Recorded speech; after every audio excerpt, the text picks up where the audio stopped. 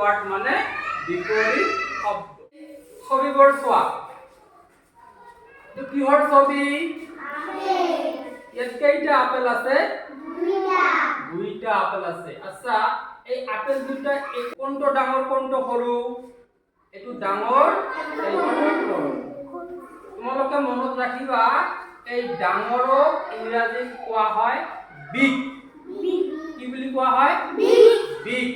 আৰু সৰুক ইংৰাজীত কোৱা হয় স্মল। কি বুলি কোৱা হয়? স্মল।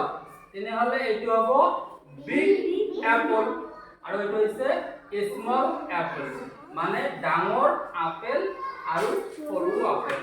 বিগ মানে ডাঙৰ, স্মল মানে সৰু। ঠিক আছে, এই দুটা কিহৰ ছবি? গিলাসৰ ছবি। আৰু গিলাসক ইংৰাজীত কি কয়? গ্লাস।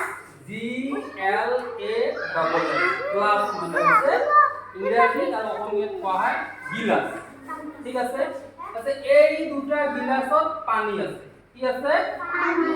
কোনটোত বেছি আছে, কোনটোত কম আছে? বেছি, এইটোত কম। মনত ৰাখিবা, কম যিটো আছে এই কমক ইংৰাজীত কোৱা হয় লেস বা লিটিল।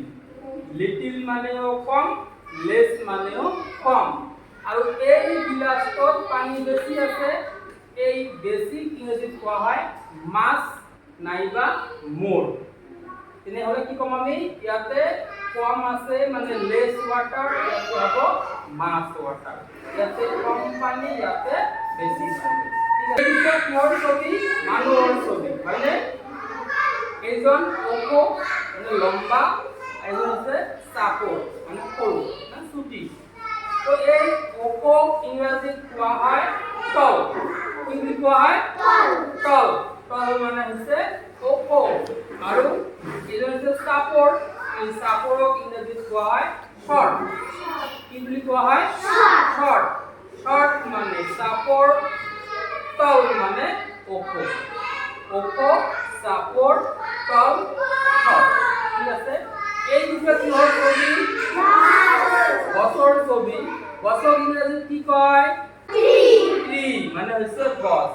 আছে এই গছটো আছে দূৰত আৰু এই গছটো আছে ওচৰত। দুয়োটা গছে সমান। এই গছটো ওচৰত থকাৰ কাৰণে ডাঙৰ দেখা যায়, এই গছটো দূৰত থকাৰ কাৰণে সৰু দেখা যায়। এতিয়া কথা হ'ল, যিটো ওচৰত, এই ওচৰত ইয়াৰ ইংৰাজী হৈছে নিয়াৰ। কি? নিয়াৰ মানে ওচৰত, আৰু দূৰত ইয়াৰ ইংৰাজী হৈছে ফাৰ। কি? ফাৰ। দূৰত ইয়াক ইংৰাজীত কোৱা হয় ফাৰ, আৰু ওচৰত ইয়াক ইংৰাজীত কোৱা হয় নিয়াৰ। এই তোমালোকে শব্দবোৰ ইয়াতে পঢ়িলা নহয়? ডাঙৰ, সৰু, কম, বেছি, ওখ, চাপৰ, দূৰত, ওচৰত, এইবোৰ হৈছে বিপৰীত শব্দ। কি এইবোৰ? বিপৰীত শব্দ। এইবোৰ কি বুলি কয়? বিপৰীত শব্দ বুলি কয়। আৰু বিপৰীত শব্দক ইংৰাজীত কোৱা হয় অপজিট ওয়াৰ্ড। Opposite word. এবাৰ কৈছো, ডাঙৰ ইয়াক কোৱা হয় বিগ, সৰু ইয়াক কোৱা হয় স্মল, কম ইয়াক কোৱা হয় লেস নহলে লিটিল, বেছি ইয়াক কোৱা হয় মাছ নহলে মোৰ, চাপৰ ইয়াক কোৱা হয় শৰ্ট, ওখ ইয়াক কোৱা হয় টল, দূৰত ইয়াক কোৱা হয় ফাৰ, আৰু ওচৰত ইয়াক কোৱা হয় নিয়াৰ। মনত থাকিবনে?